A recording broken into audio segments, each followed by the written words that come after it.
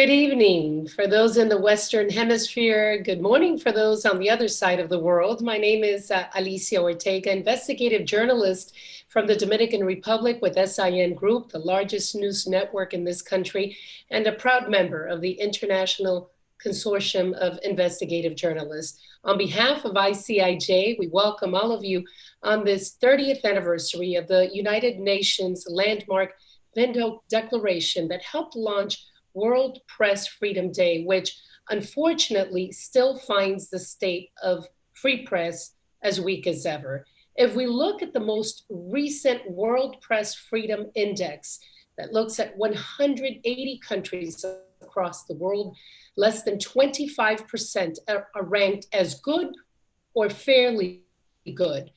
That means that more than 140 nations are categorized as problematic, bad, or very bad when it comes to freedom of the press.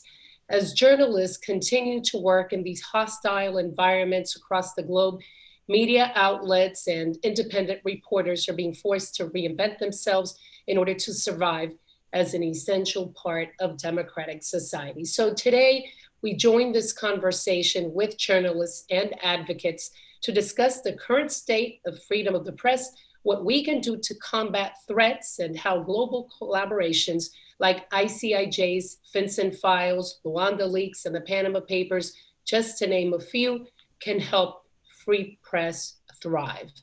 I will have the honor of moderating the panel discussion, which features Will Fitzgibbon, senior reporter and Africa and Middle East Partnership Coordinator for ICIJ. Fitzgibbon has reported on major ICIJ projects, including Luanda leaks, Paradise Papers, Panama Papers, and the Swiss leaks.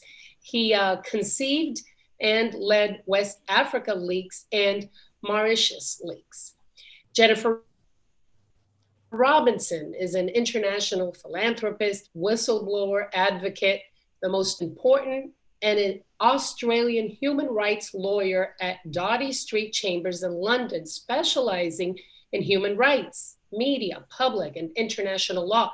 She is best known for her work as legal advisor to Julian Assange and the WikiLeaks for almost a decade, placing her at the center of one of the most important and controversial legal cases of the century. And last but not least, ICIJ member Ritu Sarin, executive editor of news and investigations at the Indian Express Group. Her areas of specialization include internal security, money laundering, and corruption. Sarin is one of India's most renowned reporters and has a career in journalism for over 35 years. So welcome to all of you watching us on YouTube, and welcome to our panelists. Thank you for taking the time to do this tonight and in the morning in the other part of the world. So let's start the discussion off immediately with our first question, and I'd like to pose it to all of you, which is, what is the current state of press freedom 30 years after the Windhoek Declaration? And I'd like to start with Will, because tonight, at least for tonight, he's in the minority. So Will, I'll hand it over to you. Thank you, Alicia. And thank you everyone who's attending. It's great to be here. I'm going to do something that journalists aren't famous for, which is start with the optimistic side of the coin and say that from my perspective in 2021, there are some days in which I will wake up and pinch myself and say, what a great time it is to be alive and practicing investigative journalism. We have new technologies, we have new kinds of investigations, and of course we have new kinds of collaborations, cross-border investigations that 5 years, let alone 10 years ago, would not have been possible. Who among us on this panel or involved in journalism or ICIJ could have imagined a world in which having the technology to bring together 400 journalists and the technology to analyze faxes from the 1980s and 11.5 million documents that formed the Panama Papers on a computer. Who among us could have thought that would have been possible 10 years ago? So there really have been huge leaps and bounds that have enabled journalists and investigative reporters in particular to tell important stories that would have been very challenging to have told many, many years ago, and I'm thankful for that. At the same time, there are other days when I wake up and my WhatsApp or my Signal feed is full of awful news about attacks on journalists themselves, about the degradation of freedom of the press around the world. And that, of course, is a equally present threat and reality of investigative journalism. We are still in 2021 living in a world in which the brutal thuggery against journalists that we might have thought of 50 or 60 years ago continues. Journalists who are pulled off the street in Moscow, in other countries, are thrown into jail or held for hours and hours on end for no good reason. That still happens. But then something we see more and more of, and I'm aware of this when I speak to our partners in West Africa, for example, pernicious new laws introduced by governments who don't want to be seen as out and out thugs, but who will introduce laws that say criminalize digital speech. And I'm thinking here of cases in Benin, West Africa, where an ICIJ friend and journalist was jailed for 6 months for reporting entirely accurately the quotes of a government prosecutor. And just because the prosecutor didn't like the fact that he was caught somehow saying something that his own president would have liked, this journalist was thrown into jail for 6 months. So that's, I think, from my perspective, where I find myself. We've got some great things that excite me, but then the constant reminder that investigative journalism around the world has a long way to go before we can fairly and freely do our jobs as the public needs us to do. Thanks, Alicia. Thank you, Will. Jennifer, as an advocate for freedom of the press, how do you see where we stand right now? Thanks, Alicia. And first, thank you to the ICIJ for hosting us today and hosting this important event to recognise World Press Freedom Day. I share Will's optimism in the sense of the way in which journalism has developed with the creation of different technologies, which have not only enabled these kinds of international collaborations, but have created more security and protection for sources. So whether we talk about the widespread now use of encryption by journalists, which when I first started working as a lawyer for WikiLeaks back in 2010, was not something that the mainstream media was using. And really, I think the adoption of encryption has provided a huge amount more security for journalists in dealing with their sources.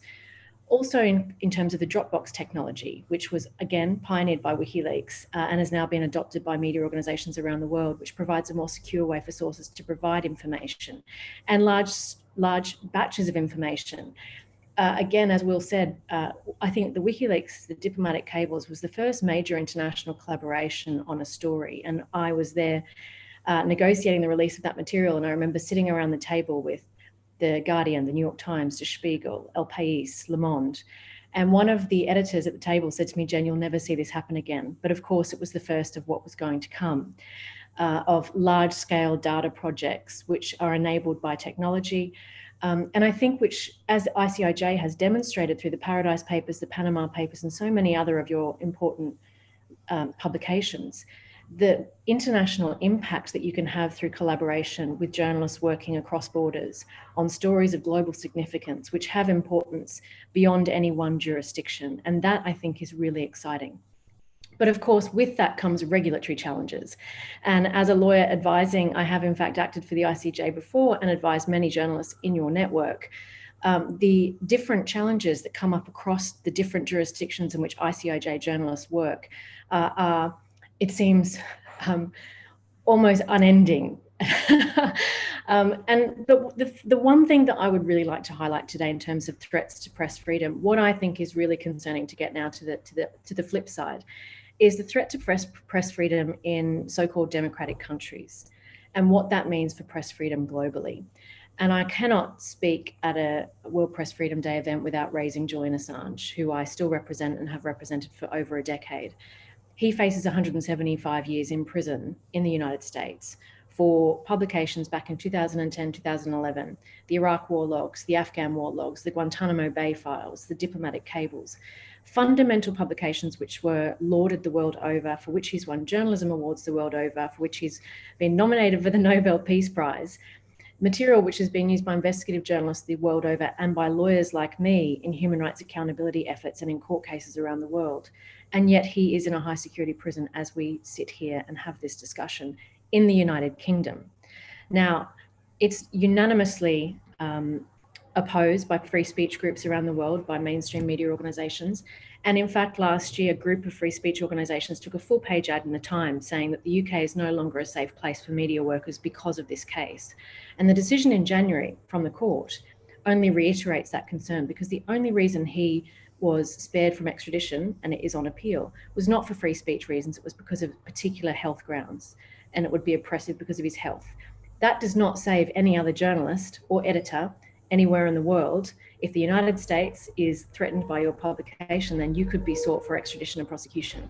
And what that does, and what we're seeing with the legislation being implemented, including here in Australia, national security legislation making it harder for journalists to do their work, it signals to the rest of the world what is acceptable in a democracy. And we're seeing authoritarian governments citing the examples of not just Julian's case, and we heard it from the Russian ambassador the other day speaking about Navalny, throwing the Assange case back in Andrew Marr's face in an interview. We've seen the president of Azerbaijan raise Julian's case when BBC journalists ask about press freedom in Azerbaijan. Democratic governments are losing their moral authority to raise these issues globally. And it's creating a race to the bottom in terms of press freedom. And so I think we have a lot to do in democratic countries, in the UK, in Australia, to push back on this, because what happens here will set a standard for the rest of the world. Thank you, Jennifer. Ritu, do you share Will's and Jennifer's perspective? Morning, it's wonderful to be here. We are all beginning optimistically, so will I. Just to take you to India, yesterday the ruling party was routed in a very important state election in the state of West Bengal, where they were sort of complete outsiders. And the lady who retains power is a very feisty chief minister, Mamata Banerjee, who got injured during the campaign and did the rest of the campaign on a wheelchair. So that's a shout out for federalism and the importance of state satraps in India. But that's the current political situation. Coming to press freedom, India has been slipping on the rank year after year. And we are at 142 now, out of 180 countries. And the French NGO that does the survey called India one of the most dangerous places to be working from. The government reacted very predictably last year when we were also ranked 142. First, they tried to discredit the survey, and they said the surveys have no credibility. In fact, the Information and Broadcasting Minister put out a tweet that the press in India is completely free. And then they went on to set up their own index monitoring system in several ministries of the government of India to try and improve our rankings. So the point is, they are very averse to criticism or bad international press, like the government is getting these days as coronavirus rages in India. The fact also is that since they came to power in this is their second term in 2014, they have been very dismissive of the mainstream media. They've almost tried to crush and squeeze it. The Prime Minister has not given a single press conference since he came to power, Prime Minister Modi. And for instance, he does not take journalists anymore on his planes on his entourage when he travels. And the media is hugely polarized in our country. And the fact that the opposition space is also getting squeezed makes it only more difficult. My newspaper, the Indian Express, occupies a middle space. And as these developments go on, the middle space is becoming even more and more precious in Indian journalism. Thank you, Ritu. Well, I'd like to talk about a topic that generates a lot of controversy with fake news as a threat to public interest and obviously the credibility of the media. The prevalence of fake news has increased, obviously, with the rise of social media, political polarization, and these social media algorithms have implicated, in the spread of fake news. So I'd like to start off with Jennifer. How much, we know it's a threat, but how much of a threat to freedom of the press? It's an excellent question. I think that the problem of fake news is going to be an increasing problem. We're already seeing governments who are concerned about it, and we're seeing misinformation in the context of election campaigns, misinformation in the context of the COVID pandemic, which is really causing legitimate concerns amongst government and a real issue around how do we deal with fake news? How do we determine what is the truth? How do we regulate the truth? And that is a real problem. I'm not sure that I don't know that there is necessarily a solution just yet. I think from a free speech point of view, the risk of censorship that will flow from fake news regulation around the world is really problematic. How do we deal with that? I think probably the best way, there's an example of a draft legislation being put forward in Brazil, whereby if you are a platform of a certain number of a certain revenue, then you have an obligation to do fact checking. And if there is a post that's being shared which is inaccurate, that information be shared with that post to point out the problems with that post. So rather than censoring, you're giving people more information. And I think that is probably the best way forward, because when we're seeing issues around the world around fake news and governments taking information down, there is such a risk of abuse. So Modi might want to take down information critical of, and has done through Twitter in the last couple of days, about criticizing India's handling of the pandemic. But that's important public information, which obviously should remain in the public domain. So I think there is a difficult balance to be drawn between managing fake news and regulating it and not stifling free speech. But I think the best answer to it is quality journalism, and what WikiLeaks pioneered, which is scientific journalism, which is where journalists are publishing the documents that they're reporting upon with their stories. And that, I think, is a great check on the media and a great response to fake news. So is there any way that governments can say, well, there's you've got to weigh everything in, and how do you combat this misinformation and at the same time protect national security, but protect the free press? And I'd like to turn it over to Ritu because of the India situation. So it is a real issue, and just a few days ago, the Supreme Court of India was petitioned on this matter. The government did try to ban several Twitter handles because of coverage of the coronavirus. And in some cases, FIRs have been slapped against journalists. So the whole issue went to the Supreme Court, and the Supreme Court, the courts which have been an ally of journalists and the media in the country, said that people who want to complain should be allowed to complain. For example, if there's a shortage of oxygen in hospitals, which is a recurring and a very tragic incident in the country currently, or if they can't get an ambulance, they can't get a hospital bed, they should be allowed to put it on social media. So the Supreme Court has intervened to say that people should be allowed to complain.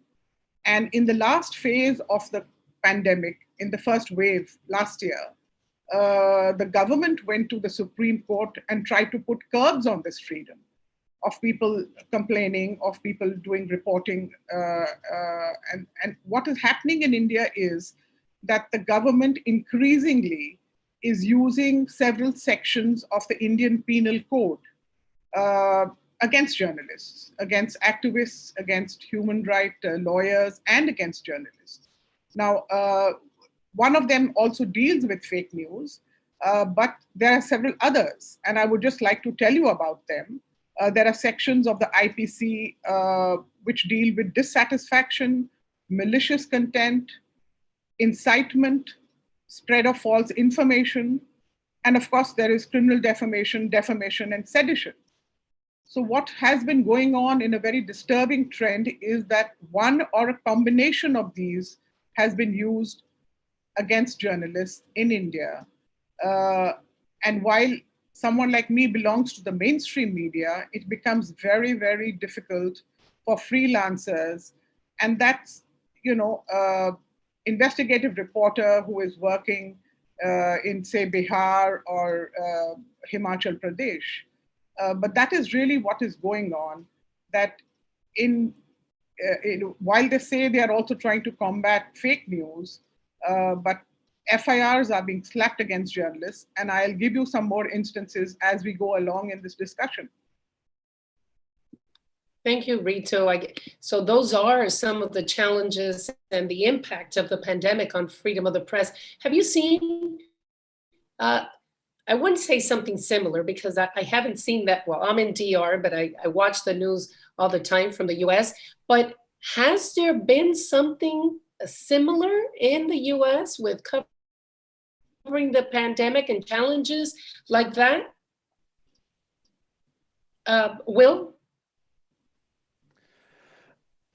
I think in the United States, where I'm based, I think it's going to be hard for us ever really to know the short-term and even the long-term impacts of the pandemic on the press's work and the ability of the press to do the jobs, to do our jobs. Of course, governments in the US, especially at local levels, just like they have around the world, have used the pandemic as an opportunity to say, for example, sorry, this meeting is not open to the public. Or notoriously in the United States, governments, almost with glee it seems, have pushed back on requests by journalists to access freedom of information. Various departments, for example, will say, because of the pandemic, we won't be able to answer your request for information for 6 months, 12 months, 18 months, 24 months. And as we know, I think with press freedoms, very hard fought, but once scaled back, can be much harder to get back to where we were. And that's something that I worry about, that some of the press freedoms that in America that were fought for a long time ago, and that say journalists like I have presumed would always be there, open access to public records, the ability to send off a freedom of information request and get something useful back within a relatively short period of time. I do wonder, once it's lost, if we'll ever be able to access that again. I often think of, in the UK, former Prime Minister Tony Blair, I believe he was asked once, after the end of his time in office, what are some of your biggest regrets? And I think he said, Jennifer will correct me if I'm wrong, that he said one of them was the Freedom of Information Act, or the legislation that his government had brought in to increase public access. And that kind of shows you how the work that we do, all of us on this panel, is not universally loved. And I do fear that something like a pandemic will just provide very good cover for those people who've long grumbled about the kind of work that journalists like us do. Jennifer, you want to jump in? Well, just to agree with Will, I found Tony Blair's comments about the FOI Act, he accurately cited him just now. When you are responsible for entering into an illegal war, I thought that may be one of your greatest regrets about your time in office, as opposed to increasing access to information in a democratic country. But we're seeing it everywhere. So the FOI system here in Australia, where I am at the moment, is absolutely broken. So we are just, through an organisation, I'm on the board of the Grata Fund, starting a freedom of information project, because access to information in the UK, as a lawyer who litigates FOI cases in the UK, and here observing what's happening here in my own home country, it is prohibitively expensive for most journalists to be able to challenge and to litigate FOI knockbacks, which takes years, by which time it's not newsworthy anymore, unless you can manage to get some information from the litigation that makes it newsworthy again. It's a real uphill battle, and it's a real problem. But on the issue around COVID, I think that it's a problem across our society that we are giving up so many of our civil liberties in the response to the pandemic. And there's going to have to be a huge pushback against the measures that have been brought in place to deal with the pandemic to make sure we roll them back after. I'm not sure whether that's going to be possible. But I think in terms of, there are some hopeful examples. And one of post-pandemic, one of them for me is, at least in the UK, is access for journalists, remote access to hearings. So in the UK, it is notoriously bad to be able to observe court hearings. You have to physically be there in person. The access to document system is absolutely appalling. I've been acting for journalists trying to get access to documents in different court cases, and it is expensive and difficult. So open justice is a real problem in the UK. But with the opening up of remote hearings, we're now seeing more and more cases streamed online, and you're hearing reporters say that actually remote access to courts, and it's happening around the world, is making their jobs on reporting on what's happening in courts easier. And I've been advocating for this for years. There's no reason why we shouldn't be all online with courts, and to allow the public and journalists in particular the ability to properly report court cases. So I think while there are some downsides, and many, many downsides post-pandemic, for me, remote access to court hearings for journalists is a really big one in terms of a win for open justice.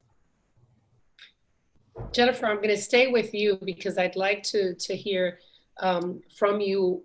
How have attacks on journalists around the world evolved throughout the decades? I mean, you know, you look back so many years and it's evolved the way it happens and how the attacks happened and how your perspective on where we are right now with that issue.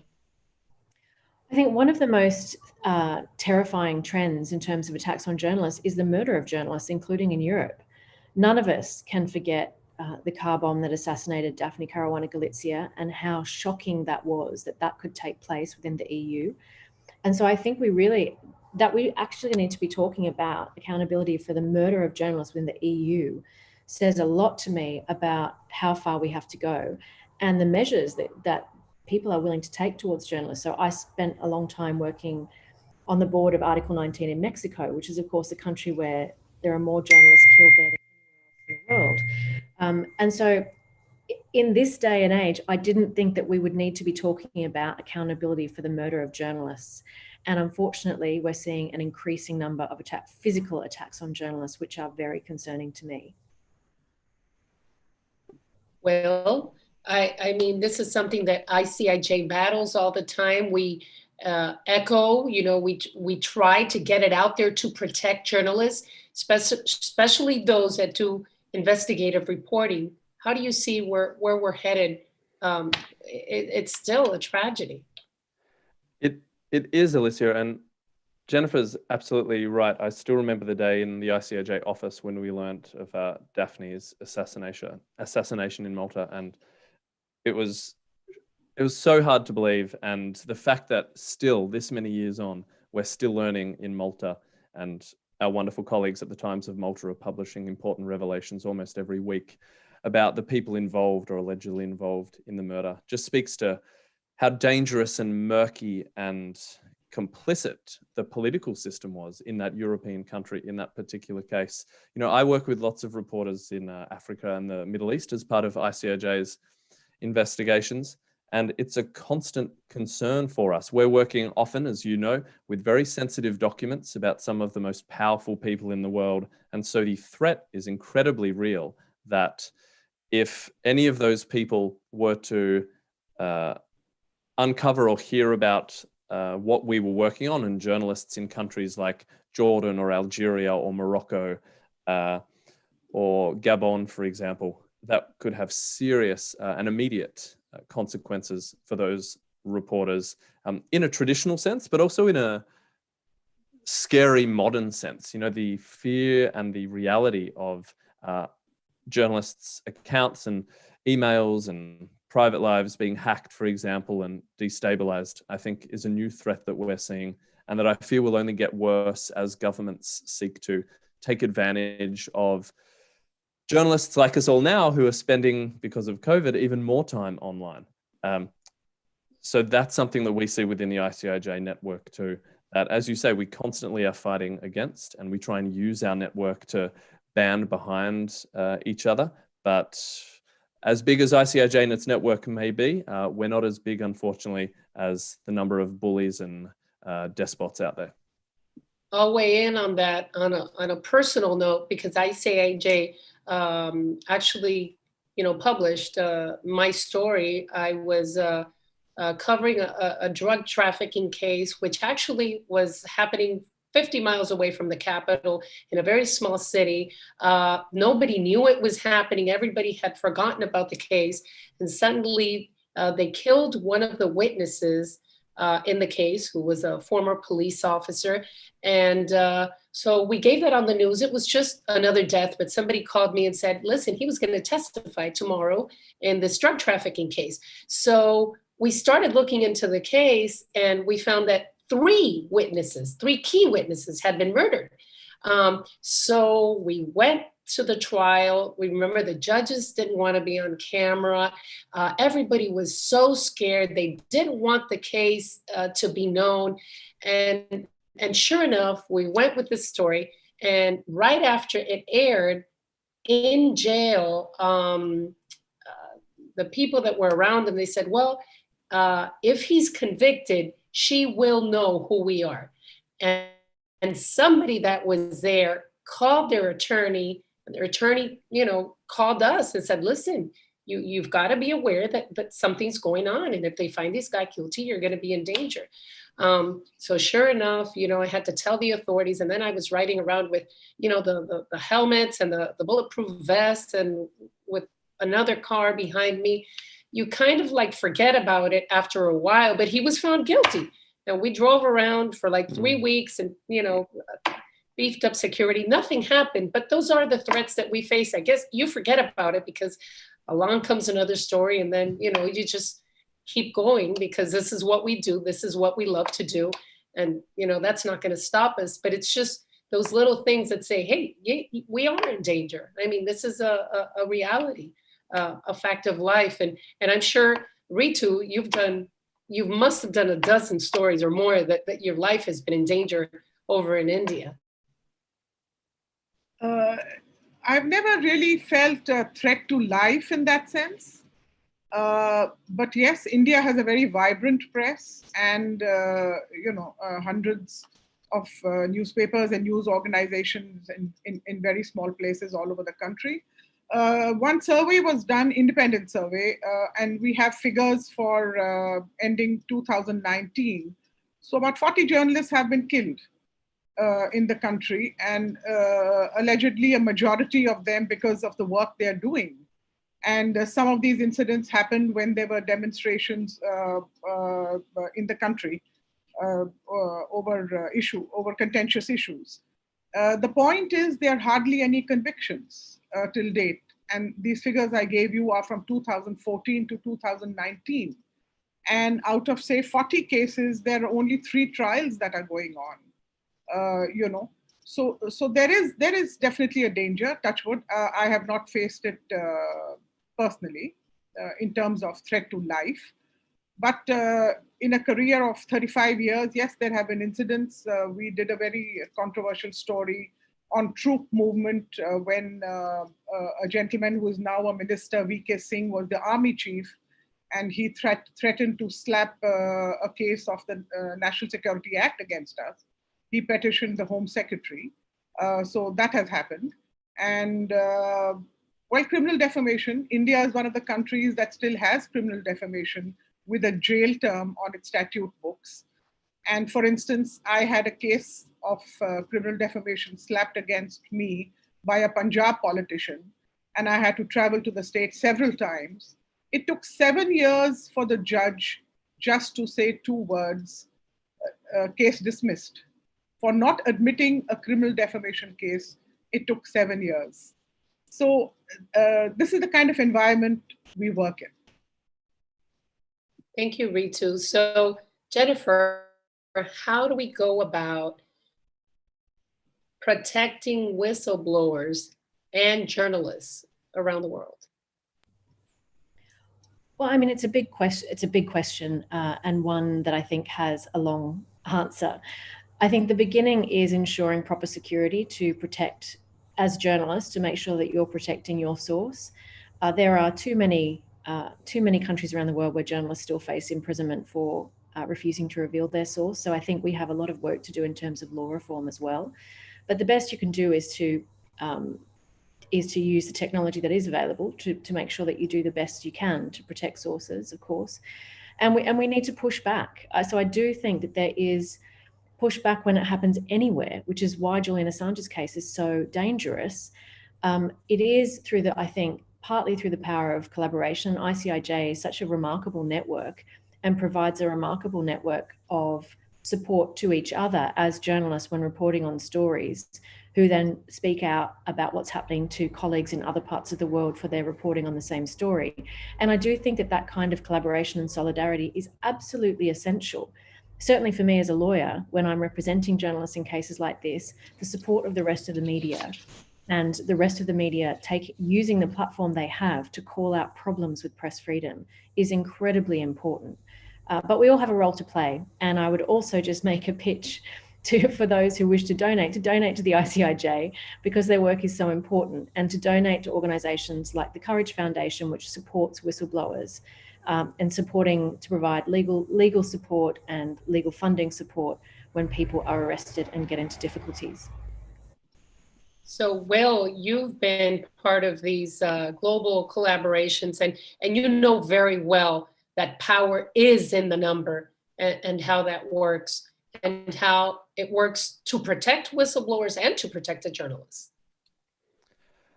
Exactly. I've seen it time and time again at ICIJ, and that's one of the reasons why I become more and more passionate about collaborations as the years go on, because as these challenges persist and as these threats against journalists become more toxic and also more secretive, I think the power of collaboration is important. You know, it's something I do very often with journalists, say on the FinCEN files most recently. There are journalists in French-speaking West Africa countries like Burkina Faso or Niger, and we have one journalist in, say, a country like that. It is very dangerous for them, obviously, when they're writing their story about FinCEN files, to call up the president's office or the Minister of Defense, for example, and ask them, so, about that secret bank transfer that I've got information on. That, for obvious reasons, is potentially dangerous. So something I love at ICIJ is how I or another colleague can join forces with that reporter, and I can, and do for often, call on their behalf. And all of a sudden you've got this international pincer movement, and the people who you're reporting on, these powerful people, no longer really know where the journalists are coming from, because they're so used to having to deal with one reporter. And the amount of times, I don't know if it happens to you, but it happens in countries in West Africa very often, where someone thinks they can simply pay off a journalist. Oh, this pesky journalist is asking a question, I'll just offer him a car or a contract, and they'll go away. That becomes a lot harder when you've got a reporter from ICIJ or the BBC or the Sydney Morning Herald or the Indian Express. And that's something that I think ICIJ and our network is getting increasingly savvy at doing, because we recognize that very often it's the only way that this information is going to be public. Yes, definitely. That very well happened with the Odebrecht scandal, and that was big here in our country. We were third in bribes, and because I had help from ICIJ, and they were coming in with the questions too, I wasn't massacred here, but it would have been very tough to do the story without that that support. So. And I'll start with, I'd like all of you to answer this question, but how can the average Joe watching or sitting at home help to promote freedom of the press besides donating money to ICIJ? Besides, let's leave the economics aside. What can the average person at home do? And I'll start with Ritu. Yeah, I'll just like to make a point on the ICIJ, since that's why we are all here. And that is, see, at a time like this, when the pandemic is raging in the country, and we are, as journalists and reporters, are denied the oxygen that we live on, and that is to go out and report, to do spot reporting, to meet people, to seek out sources, etc. You know, we are locked up at home, and we are in lockdown conditions again. So our office has been shut since a year. And of course, there's a financial crisis in the media. You know, there have been job cuts and wage cuts. So that is the current environment where you miss the ferment and you miss the excitement of the newsroom. It's been a year. And so ICIJ gives you a global newsroom to turn to, which I think is wonderful. And for example, the FinCEN files, it was a perfect lockdown project. You know, for 6 months, 8 months, we had a newsroom to go to where we could interact with members all across the world. So really, there is a power in forming coalitions for journalists, and ICIJ is such a wonderful force multiplier. Thank you, Ritu, which was great insight into what you were saying, dealing with the pandemic and how we were able to collaborate. So going back to my previous question, how can the person at home, General Joe, just sitting at home, how can they help promote freedom of speech and free press? Jennifer? Well, of course, like I said, donate to the ICIJ, pay for your news, subscribe to the news that you enjoy, that you respect, that you trust. We have to keep the model going. And sadly, the commercial model for investigative journalism, we're seeing so many organizations that are cutting back on their budgets and are unable to do the kind of work that the ICIJ does and journalists within the network do. And so I do think it's important that we support the journalism that we respect and that we need by paying for it. But of course, then there's also ways that any individual can raise concerns about press freedom in their country. You can raise it with your local MP. You can talk about it. Join social media campaigns about law reform campaigns. There's so many different ways that individuals can be involved. But I do think that a big one is actually paying for your news. That's definitely a big one. Will? I often tell my friends and family that I ban them from using the term fake news in my presence, because every time someone, even of good faith, uses fake news or jokes about fake news, it empowers an autocrat or a powerful person, someone else, to use that same term to denigrate or to even attack a journalist. And I've seen that in many countries where we work. And I completely agree with something Jennifer mentioned earlier, which was something that ICIJ and more journalists are doing, which is showing documents, showing how the sausage is made of journalism. Here is the passport of the person we're writing about. You can't call this fake news because literally I'm showing you a passport of, you know, a minister of parliament or the president, for example. But what worries me is fake news is even being used to attack those reporters who have that kind of real documentation. We saw that in West Africa leaks, where a front page story in Côte d'Ivoire was about a former minister. The journalists had a great story, it was accurate, and then the next day, every other major newspaper in the country is accusing these journalists of fake news, despite the evidence to the contrary. And I think if we can all encourage one another, even in social settings, not to use fake news, which is a term that has been so gleefully adopted by so many political leaders around the world, and instead encourage consumers of news to think about the media with more nuance.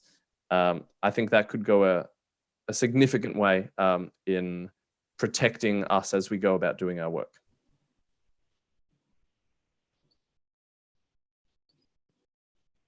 So we've had a couple of questions from some that are tuning in tonight. Albert Pettit Jr.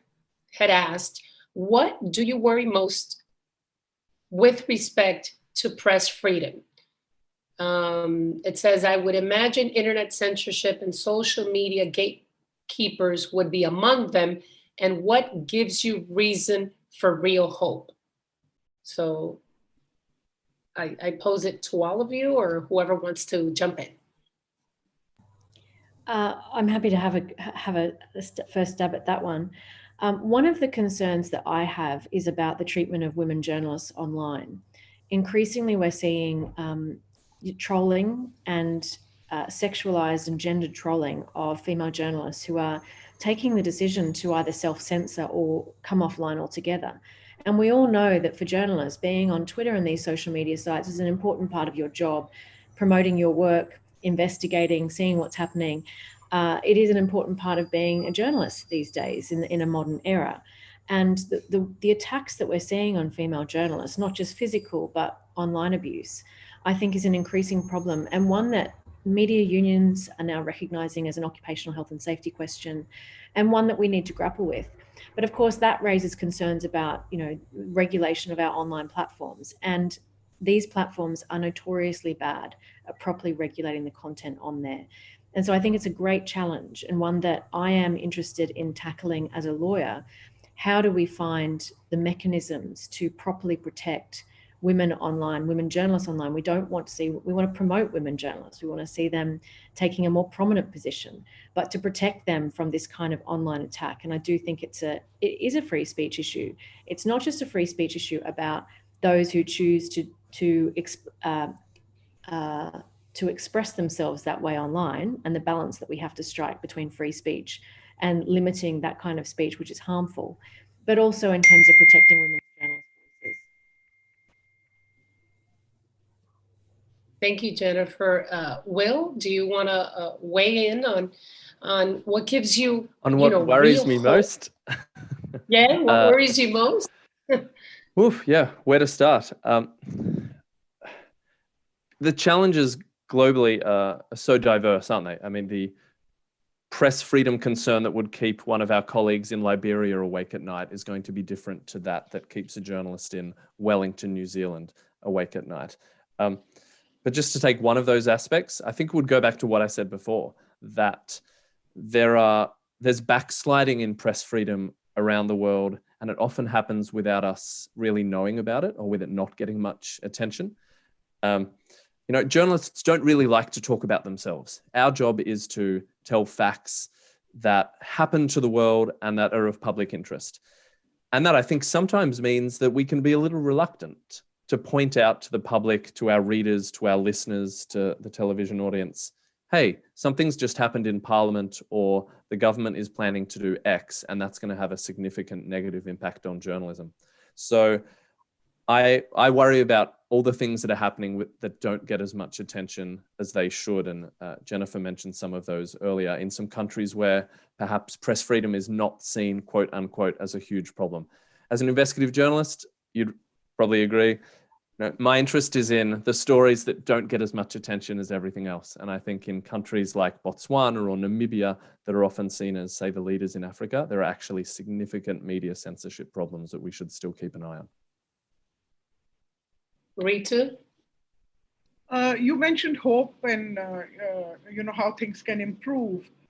So I think it's more that we all, given in the current environment and the fact we are facing this unprecedented health crisis worldwide, is that we have to have a conviction that our best is still to come. We have to know from deep inside us that we have to still do our best work. And given an environment of surveillance of these threats to journalists, we can't afford to make mistakes. Because in an environment, say in India, if you make a mistake, the troll armies go after you. And allegedly, it's troll armies that have been weaponized even by people in power. So as journalists, we really, not a single line, everyone makes mistakes, but we really have to be convinced and that we have to do our best journalism, and there is more to come. Yeah, and you mentioned mistakes, and in this era of misinformation and disinformation, then that's just even more tragic. And we had a question from Dapo Olaronyi. I hope I'm pronouncing that right. And it said, in this age of misinformation, what special challenge does press freedom face? And I think that's key to what Will said, with with the fake news? Well, for me, one of the challenges as a reporter today is how do I as a reporter, or do I as a reporter, involve myself in pushing back against disinformation and misinformation? Once again, I think reporters have been traditionally taught and have grown up in an environment where we've been encouraged to be, and been taught to be objective, to be uninvolved. We put the information out there and then we let the public decide the next steps, how they react to it, how they consume that. But I think increasingly with disinformation and misinformation, I do wonder, and we see it more and more with certain media organizations, is there a growing necessity for journalists to stand up for themselves? When there is misinformation, when an investigation of yours is outrageously mischaracterized, or if there are deep fake videos of you, for example, that are circulating that completely misrepresent your interview. Is there a greater role because of these new challenges for journalists to insert themselves and speak for themselves in this in today's press freedom narrative? I don't have an answer to that, but I'm seeing more and more of that kind of debate happening in countries around the world where I work with media partners, and I think it's a debate that will continue. I want to weigh in because I had to do that once with my investigation with the Panama Papers. He was director of what would be like the metro or the subway, but so he had been there for approximately 13 years. And once the story came out with the Panama Papers and he could not justify the money that he had brought in to the country from offshores, well, he started saying that opposition powers were behind my investigation and that they had paid for it. So I had to weigh in publicly, live on television, and I had to do like an editorial. It was like a 3-minute editorial, and I slammed my hand on the desk, and I said, you know what? And if anything I'm saying is a lie, take me to court, but don't stand there and try to say that I'm lying. The next day, he was gone. The president ousted him. He never went. Now he's under investigation for that.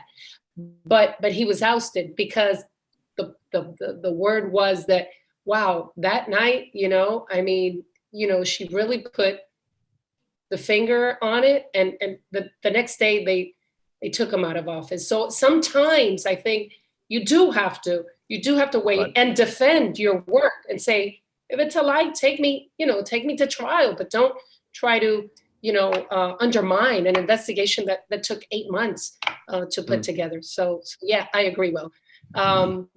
Ritu and Jennifer, you want to weigh in?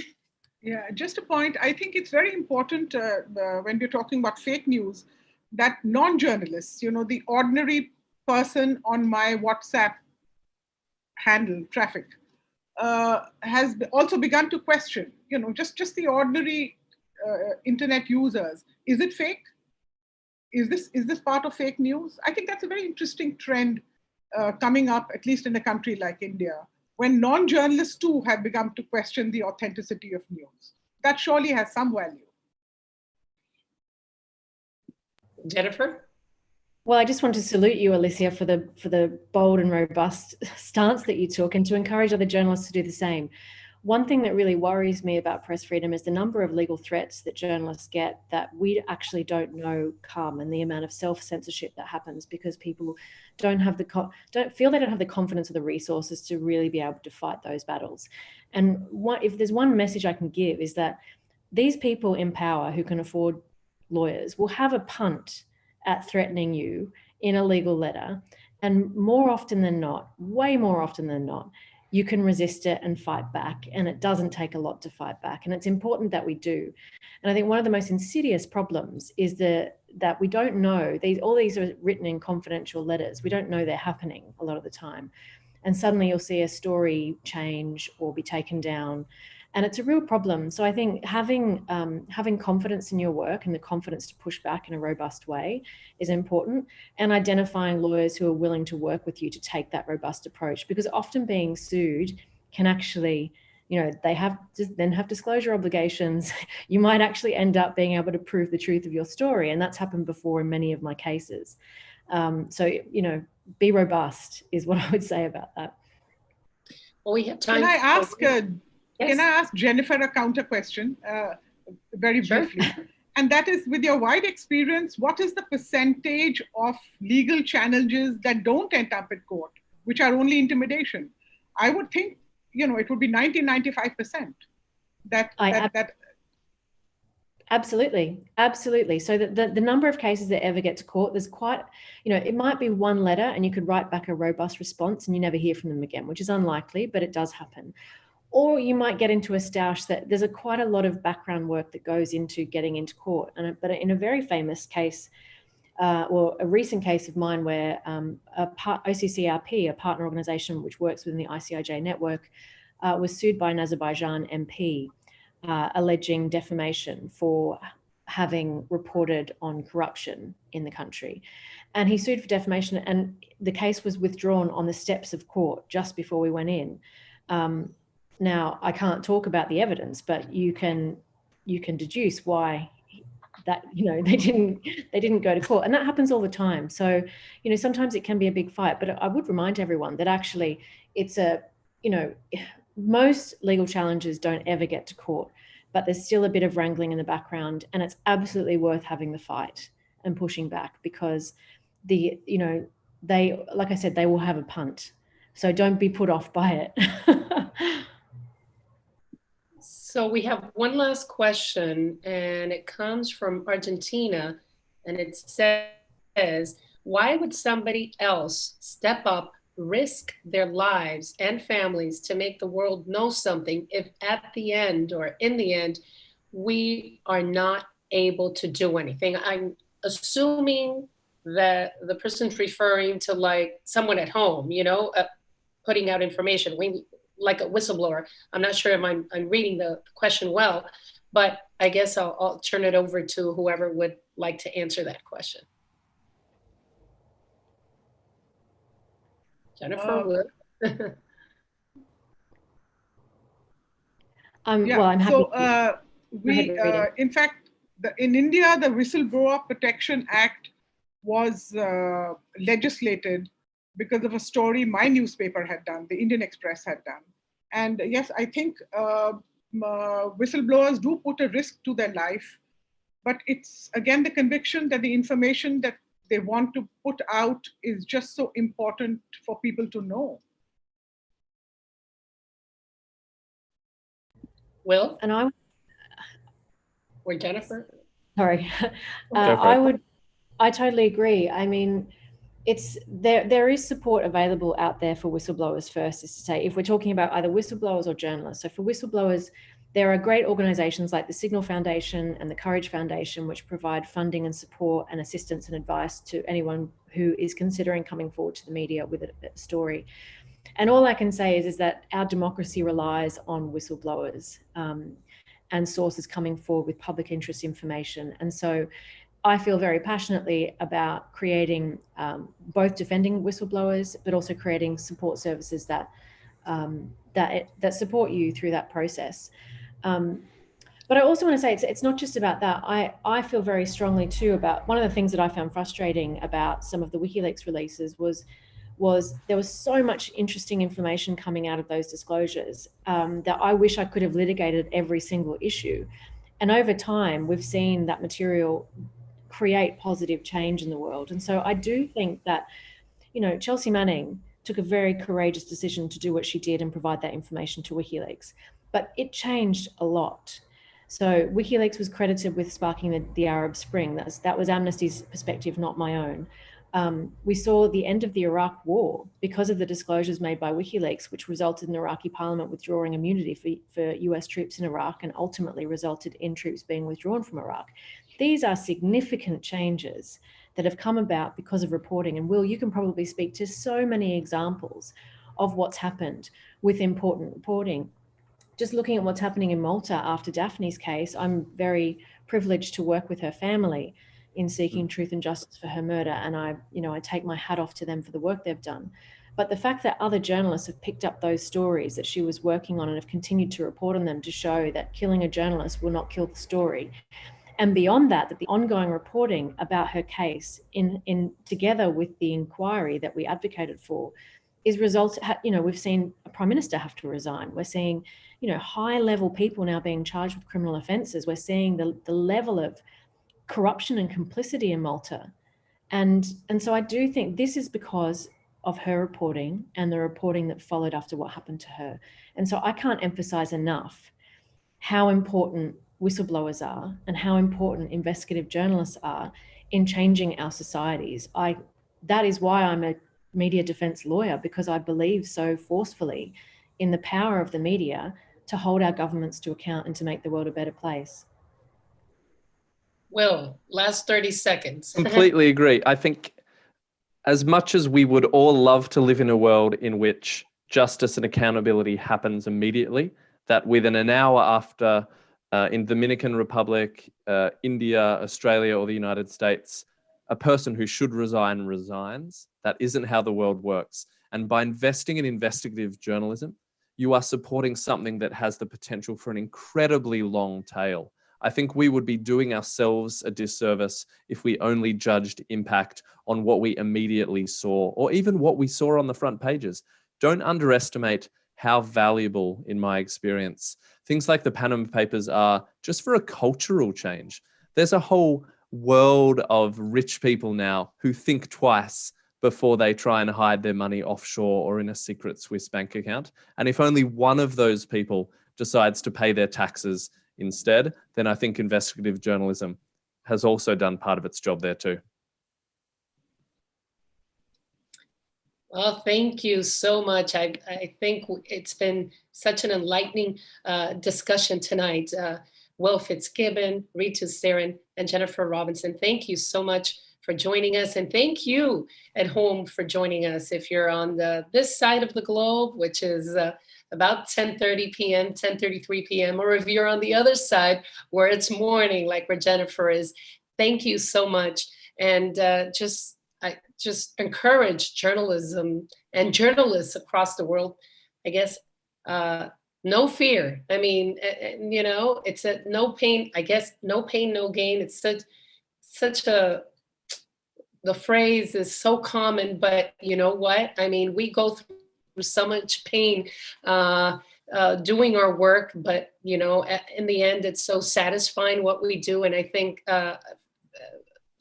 Will would agree, and Ritu would agree, and even Jennifer, who is such an advocate and defends so many journalists. And for that, I just applaud journalists across the world and love to share this career with all of you, because I think we do make a difference every day. So thank you for joining us, and at home, thank you. And yes, please donate to ICIJ. This keeps that work going. Thank you on behalf of ICIJ for joining us tonight. Bye-bye to all of you.